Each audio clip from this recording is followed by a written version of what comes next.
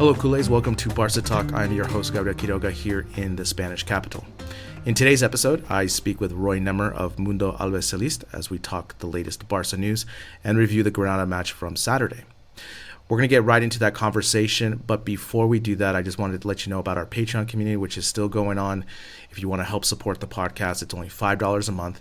We have a great WhatsApp community where we talk daily about Barca. We share notes, we share ideas, we share insights, we share everything in there. It's really awesome. It's a really great worldwide community. And we've also incorporated now scouting reports of opponents or players. So if that is something that interests you, click on the show notes, join our Patreon community, check it out. It's really fun, and you'll be helping to support the podcast as well, which is pretty cool. Anyway, after the break, Roy and I dissect 3 points lost in the south of Spain. Let's get into it. Let's talk about it. So Coutinho finally leaves on loan. Obviously, we were all wishing that he was going to be sold.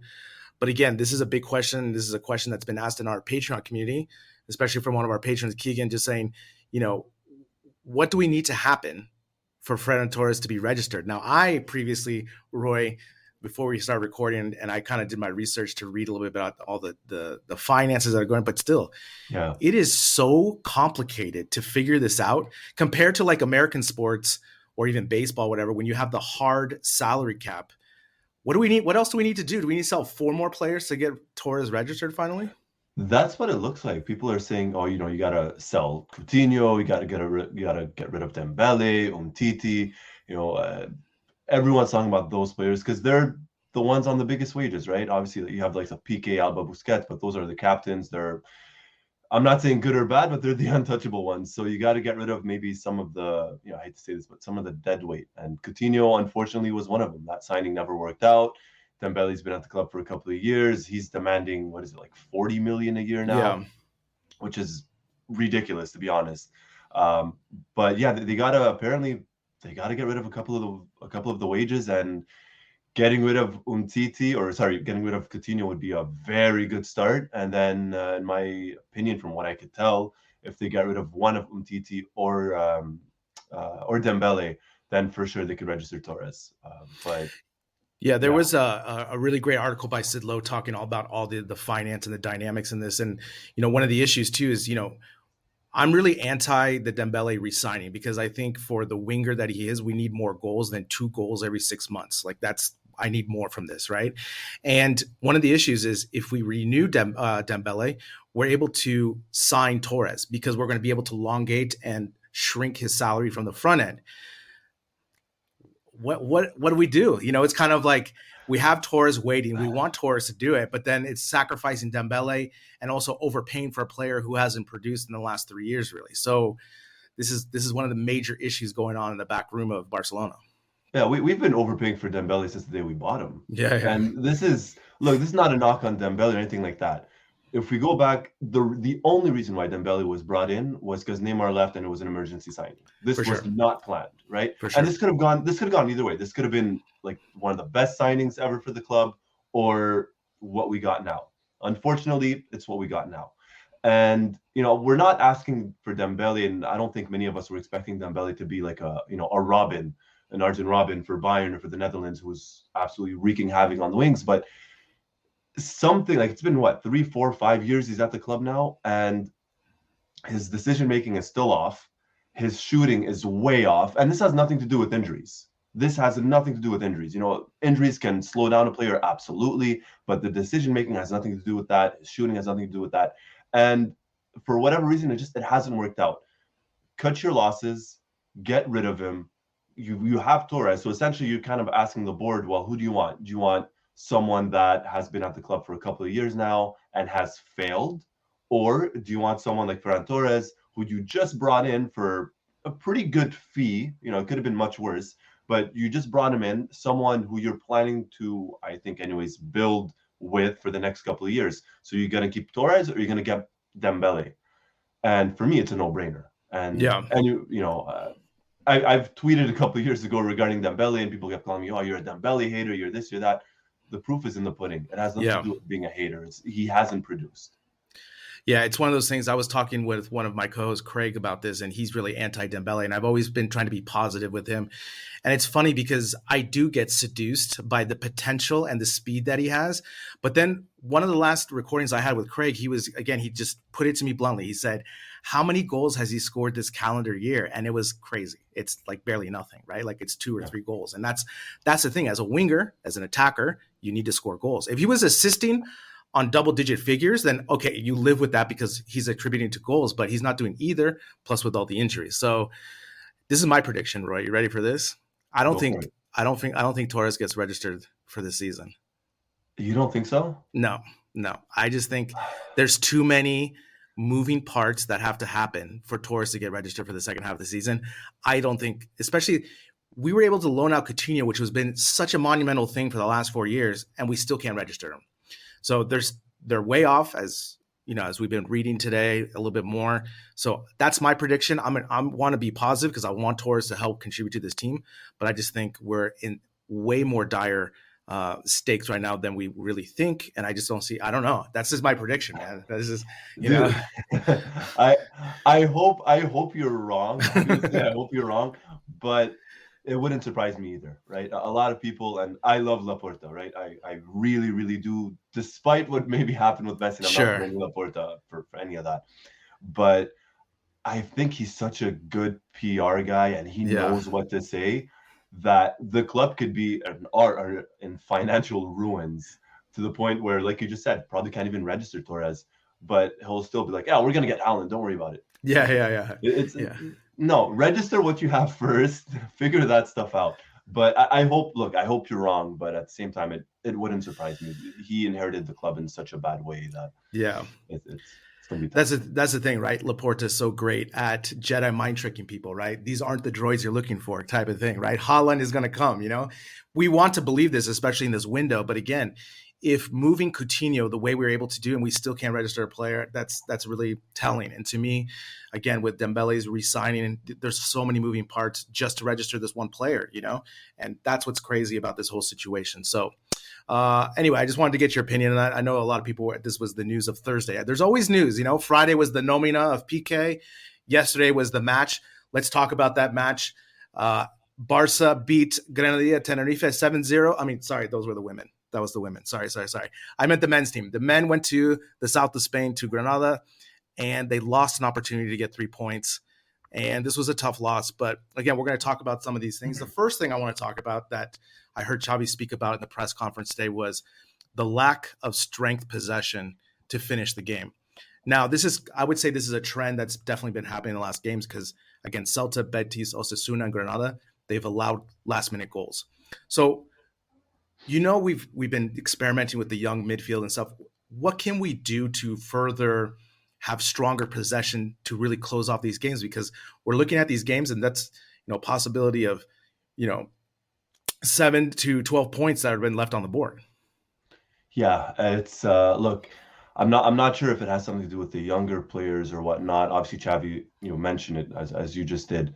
I think it's the focus, because for 60, 70 minutes, and this has been a recurring theme for the first 67 minutes of the match, teams playing well, keeping possession, and then in the second half of the second half, or the second part of the second half, sorry, that's it, they lose focus. And I don't know if it's something in training. I don't know if bringing someone like Dani Alves, or really that veteran presence that has the mindset of, look, let's stay focused, let's do this, we're not going to mess this up, we're not going to do this, we're not going to do that. Sometimes it could just be that. And maybe yesterday's match versus Granada, had they won that match instead of conceding the way they did and collapsing the way they did, especially with the red card, had they won that match, that could have been maybe what the team needed, in terms of confidence, in terms of focus. Maybe it's something in training that they have to work on. Let's not forget, and you mentioned it, this is a very young midfield. It's a relatively young team. Yes, you have some of the veterans. You have Piqué, you have Alba, you have Ter Stegen and Alves. But for the most part, this is a young squad. When Frankie de Jong, who's been at the club for 2-3 seasons, is your veteran midfielder when Busquets is not there, Yeah. that speaks volumes to the youth of the team. And it's going to take time. And hopefully it's something that's fixed sooner rather than later. One of the things I think, obviously Luis Suarez was one of the greatest number 9s we ever had at Barca. I think one of the things that was really underrated that he did was how he was able to hold possession, especially like in the beginning of his career with Barca, to take it to the corner, hold the ball. I mean, how many times last night did Memphis not hold the ball? And that drives me crazy. It's like you have a role to do. Just hold the ball and pass it back. Not everything is always going to be a flick on, a flick off, and this type of thing. And especially when you're a man down, those minutes are crucial, right? Especially when you're counting down with those 10 minutes. And to me, that is one of the things that's driving me crazy with not only, obviously Xavi said that he took a risk last night to put Memphis in there because he wanted a little bit more speed on top to get that. But again, Memphis has to recognize to hold possession, because those 30 seconds that they hold means like 4 minutes that they don't have to play defense, essentially.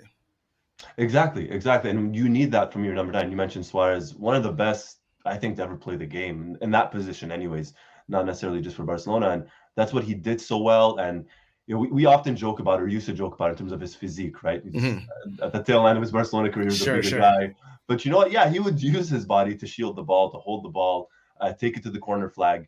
And that's something that, again, maybe some of the younger players don't have that. You mentioned Memphis. Memphis is not a young kid. That's something that he should know. He should know what to do. And yeah, they would lose the ball very cheaply. And you mentioned it. If Memphis holds that ball up for a couple of seconds, 20, 30 seconds, that allows the rest of the team to get into position, open up the pass, do something, keep possession, pass it back, do something. And it was just kind of like rush. We got the ball. Okay, let's do something with it. But sometimes you got to slow things down. And, I know it's not a Xavi or Iniesta or Busquets are on the pitch, but sometimes, keep it simple, right? Yeah. Keep it simple, hold the ball, play it back, move around, on the pitch, open some things up, play the ball again. And they have to try that in training, at least. That's one thing they definitely have to work on. Yeah, I mean, that's the other thing, is because in the possession game, we had more than 60% throughout the whole game. But it was the last 12 minutes, the last 15 minutes where, Granada really took over and was really dangerous. I mean, they had 4 scoring opportunities in the back line. And so, again, it's these type of things. I know we have a young midfield, and maybe Xavi next time needs to put another midfielder just to have support. But the other thing we'll talk about in a second is just don't get a red card, and we won't not be in this situation. So the next thing I want to talk about, the most sexy thing ever, is defense, right? Defense wins championship, as they always say, right? Of course. Again, Xavi, in the press conference after the match, he said we have to be autocritica. We have to criticize ourselves about what is going on. And I think a lot of Barca fans are still in this fog of like how great our team was, to now realizing just how bad our defense is. Because if this keeps happening as a trend, you're just a bad defense, right? You can only have so many mental mistakes where this is happening. How do we, for example, we're doing a 3-back system, which I think is probably the best system we can do right now at the moment. But at the same time, what are you seeing from the defense that is kind of attributing to these last-minute goals? Or is it just simply mental mistakes? Or is it just we're not good at defense? I think it's a bit of everything. And the fact that, a 38-year-old Dani Alves is your best defender when Araujo's not there, that I think speaks volumes in terms of the quality maybe that's on display. And, Alba's getting up there in age. PK's lost a step or two, which is normal, right? Which is normal. We've been at the highest level for over a decade. But it's the quality. And you know what? And I know this has become a popular thing on Twitter and this and that, but Ter Stegen doesn't look confident out there. And whether that's because of him, that's because of his injury, or that's because of the front 4 in front of him, or front 3 that are in front of him, I don't know. But when your goalkeeper doesn't look confident, that has to play a part defensively as a player, right? And I think a lot of it is just down to the quality itself. I think this team has become complacent, or was complacent at one point in the previous 2-3 years before Xavi came in. Alba's kind of like, oh, well, I won everything, and mistake after mistake. Same thing for PK. And then we saw it a bit last season when Araujo and Mingueza came on.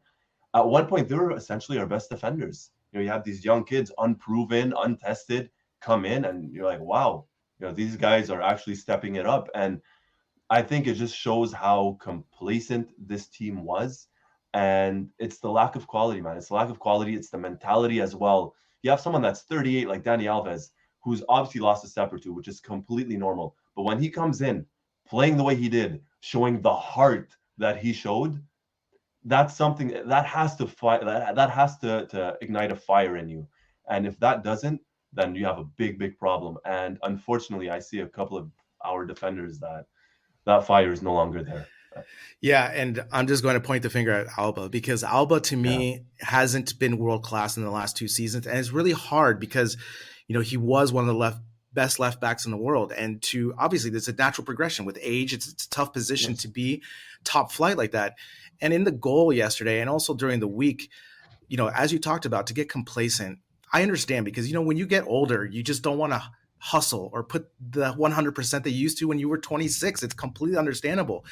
But the thing is, it's just continuous with Alba for me, and it's driving me crazy, right? So I want to give you some stats about his crossing because that's the other thing that's driving me crazy because, if we have this idea of world class, like what to you would be a good percentage of crosses successful crosses? What would be kind of like your KPI, your benchmark there for if you were just talking as a above average left back? What would you put it there for? I mean, at least, and this is like the bare minimum for me, right? And I'm setting personally, I'm setting the bar at least 50% of your crosses reach someone, at the very least. Like you get one, you miss one. That's normal. You get one, you miss one. But let me give you some of the numbers. All right, so his career average, Alba is 32%.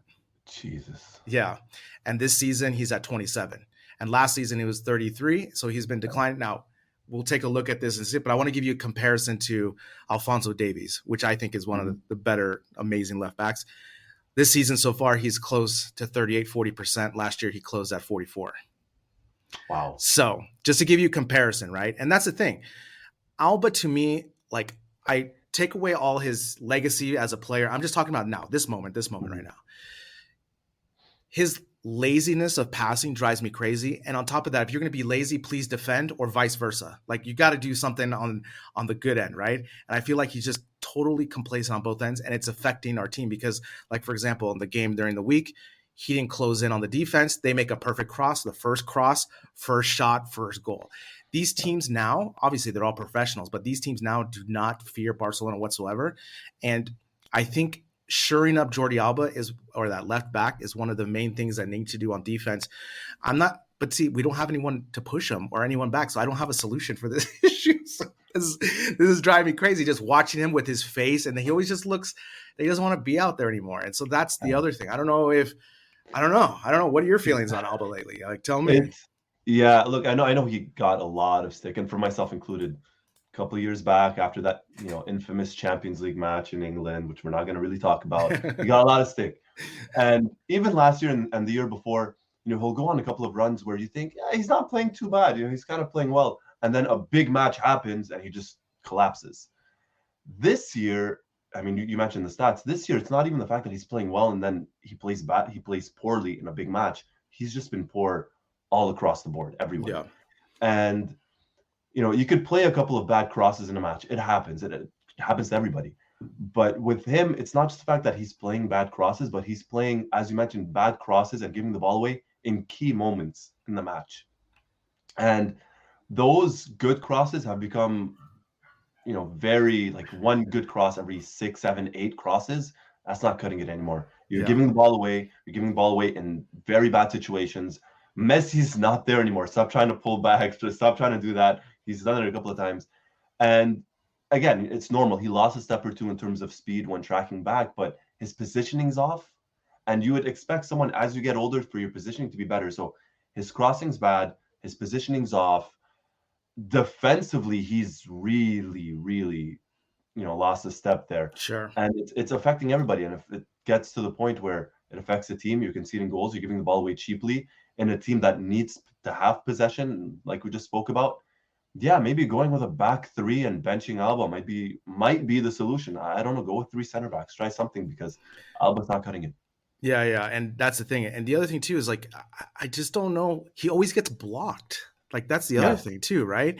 And again, I remember, obviously with having Messi, that opens up that space, and now there's not that space. So how do you adapt, right? How do you get the pass? And to me also, I feel like Barcelona's colors are pretty bright. Like you can pick a player out like 10 yards away that's open or not open. So I don't understand these statistics of Alba. So again, but we don't have another backup, right? Because if you want Balde to come in there, fine, okay, but like he's still not good enough to. We're going to have still issues on another thing, probably maybe not as good defensively as well. So I don't know. This is my Alba gripe for the year.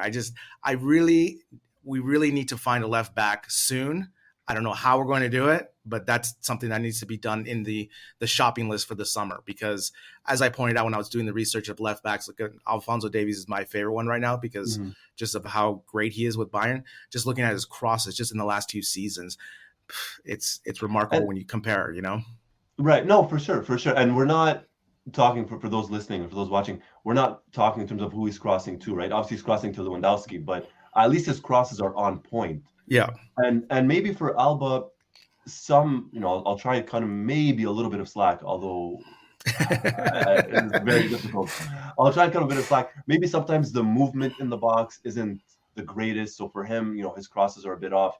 But as you mentioned, when you're trying to cross and the first defender blocks it with his, extending leg or whatever, something's off, right? Yeah. It's not like he's sending in good crosses, but there's no one there. We're like, wow, he missed a target, but no one was there. No one was in the penalty area. He's just missing everything.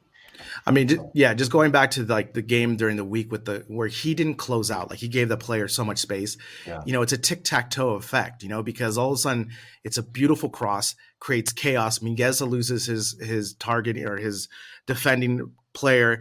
Guy goes right in front of him and scores a goal, and it's all these things that are just continually happening. And again, in this match as well, where there was 3 Granada players ready to cherry pick the goal, on this corner kick. Nothing makes me more nervous now defending these corner kicks in the last minute of these matches. It's not just Alba. This is Ter Stegen as well. I mean, he was very hesitant to come out and get the ball yesterday.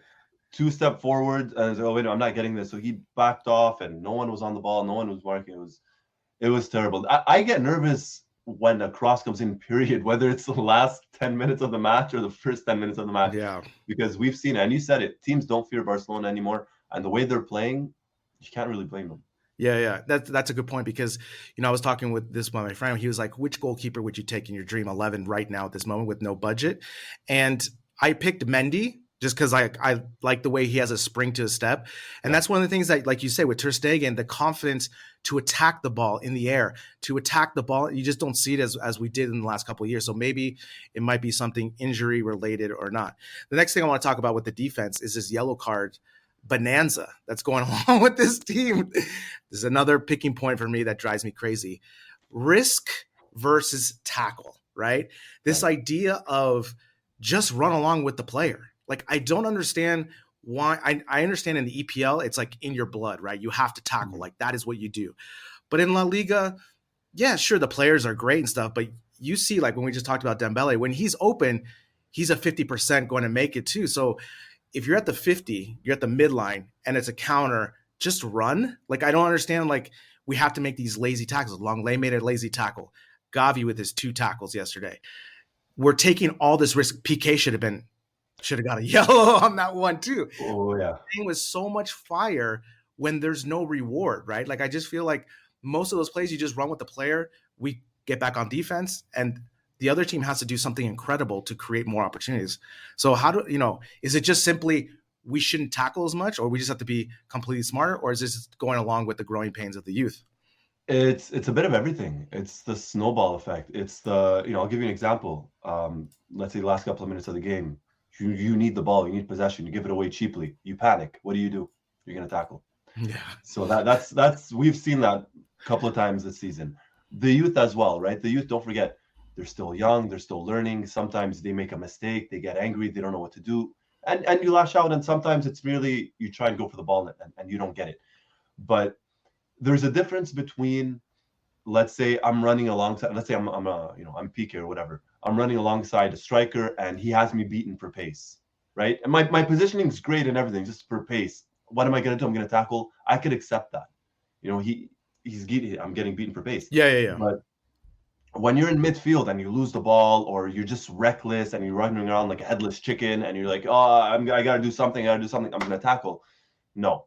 And that goes back to discipline. And it could be brought back to the defense, to losing possession, to the youth. And that's why I mentioned, I think it's just the snowball effect. It's the domino effect. One thing leads to another. And if they could hold on to the ball more, keep possession, not lose it as much, you'll probably see less and less of those tackles because the players will probably be, less nervous or less angry or whatever it is. So again, work in drills, do some drills in training, try something. But I think it's a couple of things because, I mean, you mentioned PK yesterday. He was very lucky not to get Oh carded. my gosh. Red carded yesterday as well for Yavi. So it's a rough start to the year. Let's put it that way. Yeah, for sure. And that's the thing, right? Like how many world-class players can take a counter 40 yards away and convert a goal? Like, and what's that percentage, right? World class, right? Let alone a striker from Granada. That's how I rationalize it, right? Like, Yeah. like with the long leg tackle, for example. Like I was telling my friend, how do you not see the way he positioned his body that he's going to go for the give and go? Like you just run back, you just give space and run the lane because that is it has to be a perfect ball over the top for you to get beat. And on top of that, he has to finish like 40 yards away, right? So Yeah. again, if I really think if Gavi doesn't get expelled, we get those 3 points because I feel like, we have numbers, we're able to hold the ball and hold it enough. So again, these are decisions that are directly affecting points. So it's really hard not to talk about these things. All right, let's talk to the sexiest thing, the really sexy thing, the attacking, the goals and so forth, or a lack of goals. Luke de Jong, second goal, second game, obviously. I have a stat for you. Ready for this one? Oh, but for one reason, I think I know what it is. I think I know what it is, and it involves other players as well, doesn't it? No, it doesn't. It doesn't. Not that one? Okay. No. I'll hear you out. No, Barca has Yeah. the most header goals this season in La Liga. Wow. This season. Yeah, this season was 7. Take that, Benzema. That's impressive. Yeah, Wow. yeah. So again, remember Luke de Jong was signed because of Koeman's desire to have these options, right? Obviously. Luke de Jong obviously coming with these goals, and he should have had another one, obviously, with that fluky offsides that happened with Gavi leading up to that goal. But I want to talk more about not only the lack of goals, but to me, it's the lack of risk going forward and taking chances to really think outside the box to score. Because, I mean, the first half, sure, we were possessing going down the wings. But, man, I'm really not seeing the front three working. And I'm almost kind of considering we should do a front two with Luke de Jong and Memphis. And maybe that shakes something up. Because what's the point of having spacing if we can't even get a good shot on goal? No, for sure. And I'm not sure if, I mean, I get where you're coming from. I'm not sure if having Memphis and de Jong up front would work. It might, right? It might help Alba in this process finally reach someone. Yeah. Look, I think it's a couple of things regarding why it's not clicking up front. I think number one is lack of chemistry. I mean, de Jong just kind of got into the club, maybe not very high on confidence, although hopefully he is now with his goals.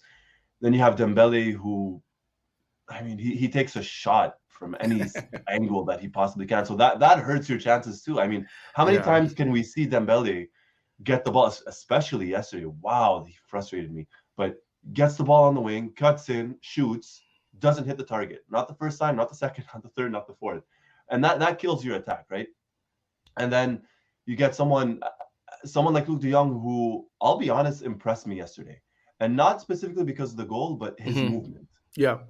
His movement inside the penalty area, for me, and this might sound, I don't know what, but superior than Memphis. Better than Memphis. I'm being very honest. Yeah. A couple of times, Memphis at the start of the season, he was good, scoring some goals, and then just kind of dried up. De Jong impressed me yesterday. I'm hoping once Fatih's back, and hopefully, I mean, Dembele's gone, but it's probably not going to happen. Yeah. If Dembele stays and his decision making improves, then we might get some action on the wings, and that might help out. And then there's also Ferran Torres as well, right? So I think it's just a lack of chemistry. And specifically in the front three, I go back to the lack of chemistry, but specifically in the front three, they're just not clicking. They're not clicking. You don't see those 1-2s being played between De Jong and Dembele, for example. It doesn't happen. And I think it's going to take some time, unfortunately. I think the other thing too is we love pushing it back into the middle to get a shot in. That let me ask you this. Yeah. Like, for example, I remember a couple of times with Abde and Hutkala yesterday, like they're coming at the angle on the left And why don't they just shoot from the left? Like, that's still a good shot. Yeah. The defender's giving them that angle. Obviously, it's a hard shot because you have to hit it to the opposite corner. Yeah, I get that. But the thing is, you might get a rebound, right? And the other thing, too, is everyone knows the playbook of Barca. They always want to cut into the middle of the box to get their shot off on a thing. But even when we get our shot off, we're trying to blast it like power 10, like just place it. Like, we have to, since we're not scoring, we have to throw everything. Obviously, we're throwing crosses in there. But again, I want to see just more quality shots when we're inside the box, because inside the box, you're still close enough to have a good shot. Right. Yeah. And it goes back to, and that's a very, very good point, in the sense of, let's say you have players around the box, right? Not in, but who specifically is good at taking shots from outside the penalty area? Our best player, supposedly on paper, was Coutinho, who's good at taking shots from outside the penalty area. I mean, look, we either have to laugh or we have to cry here. So Both. Both, right? So it wasn't Coutinho, and then it's clearly not Dembele. Yeah. So and I agree. If you get a chance, take the shot. Even if you're not central, you never know what could happen. Take the shot. You could get the rebound. Worst case scenario, you miss the target the first time. But what's that old saying? You can't win the lottery if you don't buy a ticket. There you go. I like it. So take your chances, take your shot, try something, because what they're trying to do now is unfortunately not working. Yeah. I always think of basketball like on fast breaks. When you spread the floor, when you hit the free throw, you cut into the basket, right? And I felt like we used to do that under Pep and so forth. I think we lack that desire to take that counterattacking all the way to the house. Like, how many times did we have a counter yesterday and we stop, because of numbers? And sometimes that's a good thing to do, right? That's a good thing to do. But at the same time, go crazy. Let's try something. Let's take a chance there, because holding the ball, waiting for them to defend, we're just crossing around and not doing anything as well. So sometimes we have to find that balance. I know I'm asking a lot and being kind of contradictory in some sorts, but I feel like, when I'm watching the game now, yes, I'm excited to watch the team as this youth team coming together, but I just feel there's some small details that can be learned upon and improved upon, and that's going to help maybe 5% in the performance. And those are the things I'm looking at as I put my coaching hat on. So that's the thing. Let's talk about Luke's goal really quick. Obviously, the cross from Dani Alves was sublime. I mean, when was the last time we saw a nice cross from that angle? Obviously, Luke fought in the air to get that header. Again, this is why Luke is there. Like you said, I think not only his movement, but his fight is something that is showing more and more in the matches when he's getting more playing time. Yeah, and to answer your initial question, when was the last time we saw a cross like that? Probably have to go back a couple of years where it was Dani Alves that sent the question. So there you go. That probably answers the first question. But no, and for sure, regarding Luke, it's and going back to Coleman.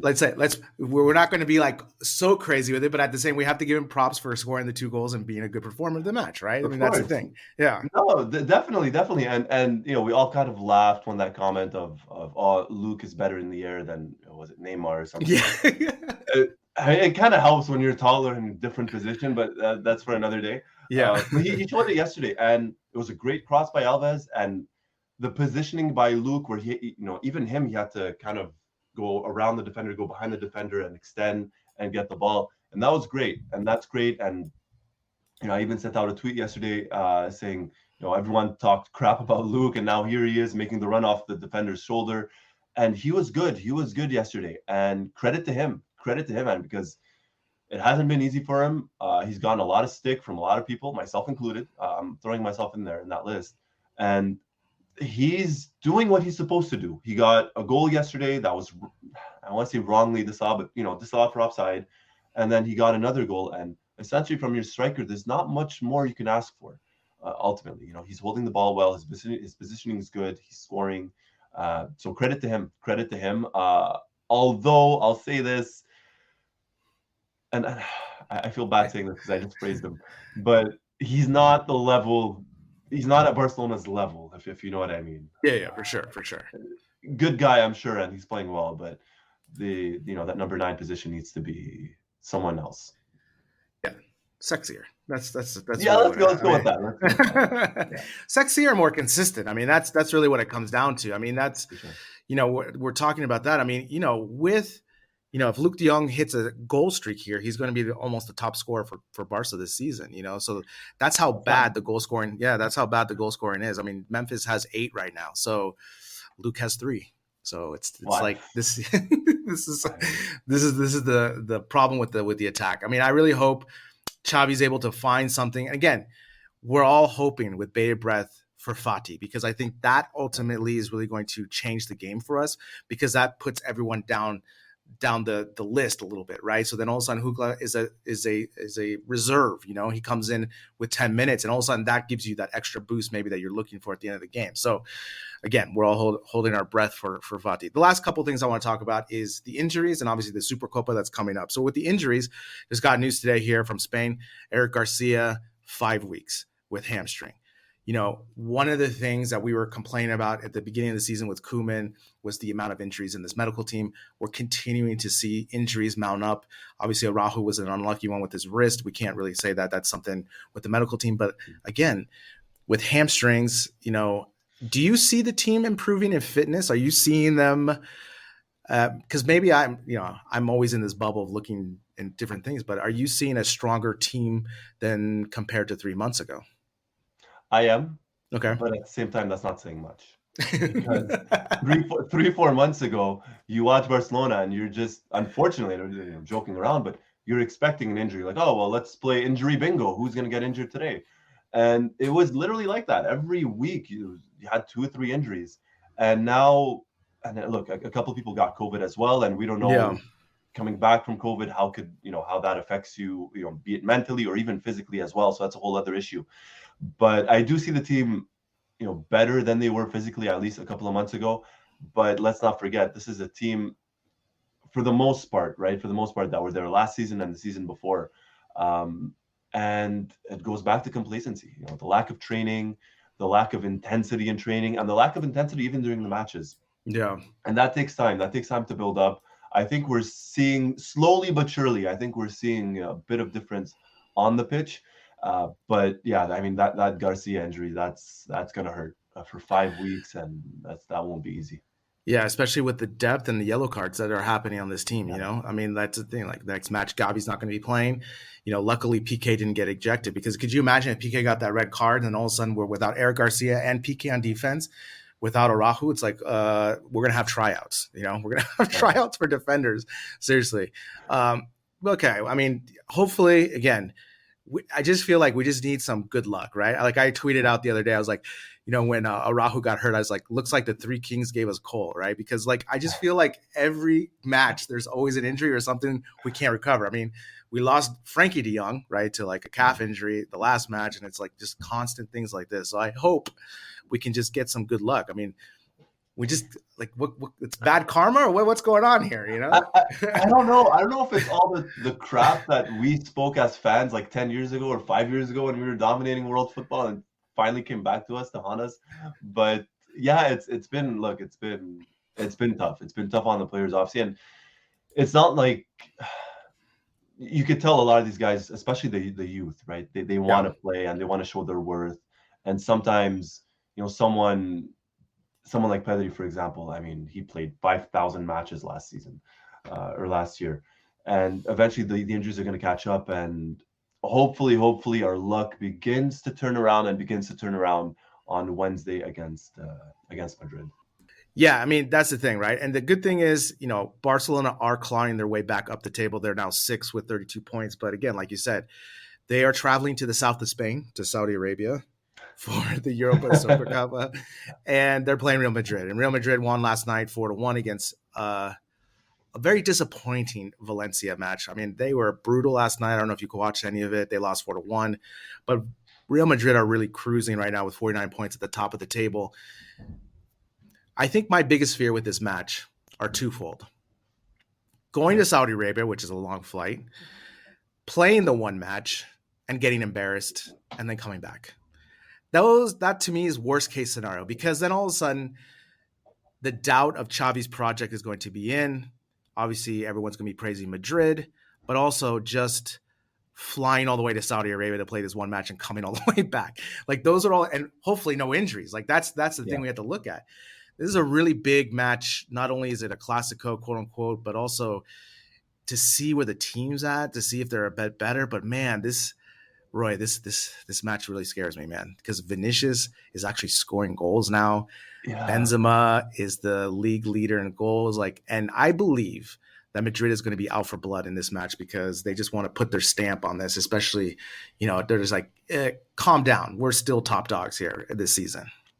Yeah, I'm going to be, and I'm usually someone that's an optimist, but I tend to be a realist as well. This match, yeah, I'm like you. This match scares me. I think Madrid's going to go all out. I think they're going to want to humiliate Barcelona. I think this is the perfect opportunity for them to do that because of the injuries.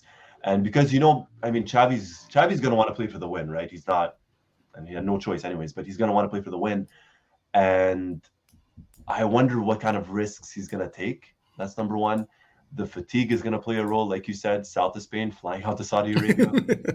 That's a whole other issue as well. Yeah. And Madrid, again, and maybe I don't know if there's shame in saying this, but Madrid are a better side right now. They're in better form. They have better players on paper, at least, and not just on paper, on the pitch as well. They're showing it, and they're out for blood, like you said.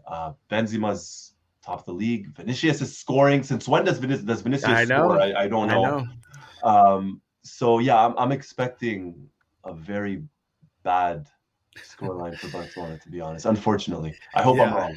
Well, the one thing I think that's positive that we can take out of this is Ferran Torres is going to be able to play in this match. So that's a good thing. So that gives us a little bit of a fight there. But at the same time, he's never played with these players. So we're going to see how he plays with them. But again, man, I am really nervous just because, again, the long flight, the high possibility of losing, embarrassment, maybe an injury, and then coming all the way back to play. Yeah. It's going to be difficult. It's a tough one. And then, look, you mentioned, and we spoke about the flight. Sure, but the flight's the same thing for Madrid, right? Madrid of course. As well. So they got to fly out. It's like one of those.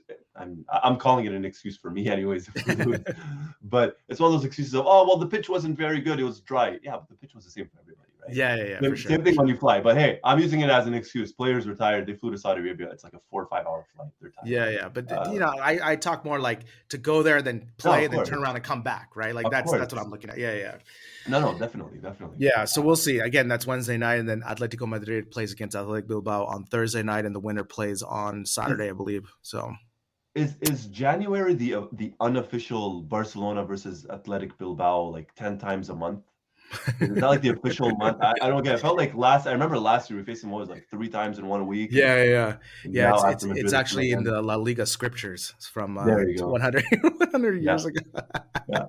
Moses came down and he said Athletic Bilbao must play Barca every January 3 times. Yeah. There you go. It's funny because we do play them again after that. So we'll see. Again, like you said, I want to be optimistic, but I'm also a realist. This is going to be a really tough match just because of our squad depth at this moment, right? On top of that.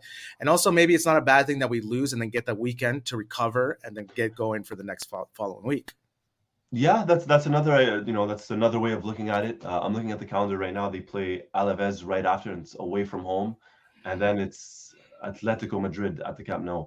So gosh. Big month. And then after that, it's Espanyol. So it's not a very easy match. And then we get this is the thing now. There's no easy matches. There's no easy matches. That's true. Alaves away, you would think, hey, maybe 3, 4, 5 years ago, Alaves away, we could get the win there. Now could we get a draw? It was funny because in our Patreon WhatsApp group, we were talking about the game on Wednesday. And the chatter before that was, can we just win 3-0? Like, can we just win 3-0? And of course, we couldn't do that either against Linares. So it's like every game is just going to be a dogfight. Like, that's just how it's going to be. So at Alaves, I can see the weather being a factor for us, with the rain, the north of Spain. That's the real north of Spain. And, again, all these matches are just going to be dogfights. So you look at the schedule and it's just like, remember, like, obviously when we had Messi and 4 years ago, you would look at that schedule and be like, Alaves, win. Look over the next one, you'd be like, yeah, Atletico Madrid, we have a higher percentage of wins. It's going to be a tough match, but I feel confident. Now it's like, I don't know how we're going to score goals. No, but it's that. Alaves away, you mentioned the weather and the fans, and the players are going to be up for it as well. Yeah, for sure. This is a weakened Barcelona team. Then you have Atletico Madrid at home, and then Espanyol, and then it's Europa League. And Xavi has to manage this squad. Xavi has to manage this squad. It's not just one match at a time. I mean, think of it this way, right? You have 3 matches before the Europa League, and I can't believe I'm saying Europa League and not Champions League, but we have 3 matches. FA Cup, FA Cup, and UEFA Cup. Sorry, UEFA Cup. I'm gonna call it the UEFA Cup because when I first started watching Barcelona, we kind of in the yeah. So you have 3 matches. Forget the Madrid. Put that one aside. You have Alaves, you have Atletico, and you have Espanyol. 3 matches versus 3 opponents you absolutely have to win. You can't lose against Espanyol. Yeah. The match against Atletico Madrid that's a quote unquote 6-point match, right? You get that for sure. But then what do you do with Napoli? And the thing too is, and also it's a Thursday. That's the thing that's going to be a killer. God. That's the thing that's going to be killer with this Europa League, UEFA Cup, if you want to call it too. Yeah. Is that it's going to be Thursday. Luckily, Roy, Napoli has an airport because some of these teams that are in the tournament don't have an airport that you can fly into so easily. So it's all these logistical things that are just happening. And January is going to be a crazy month with all this stuff because it's going to be a complete roller coaster of, what happens if we beat Alaves 2-0? Then all of a sudden we're like, oh my gosh. And then we lose 2-0 to Atletico. We're just back down with the Bajon. Yeah. So it's really going to be hard to manage our expectations, but obviously we are excited to see. I think for me the biggest mile point right now are 2 things: Pedri and Fati that need to come back. Because when you mentioned Pedri, I totally forgot that he hasn't been playing at all. It's he's been injured, and then obviously with COVID. Yeah, well, I mean that's what happens when you get like a 14-year-old to play 5 games in like a span of 6 months. Something's gonna happen, right? Yeah. For sure. And look, hopefully he's back sooner than later, and same thing for Fati, and Xavi gets this machine really rolling. I mean, the one thing that we have seen is just, obviously the things that we were looking for was more fight, and we're clawing our way back. Obviously, we've lost opportunities for 3 points, but again, we're having the chances to do that. So that's something we can definitely hold on to. So, Roy, as always, thank you for joining me. I always enjoy our chats of talking football, and we'll talk to you soon. Thank you, Gabriel. Thank you for having me, and keep doing what you're doing, man. Good job.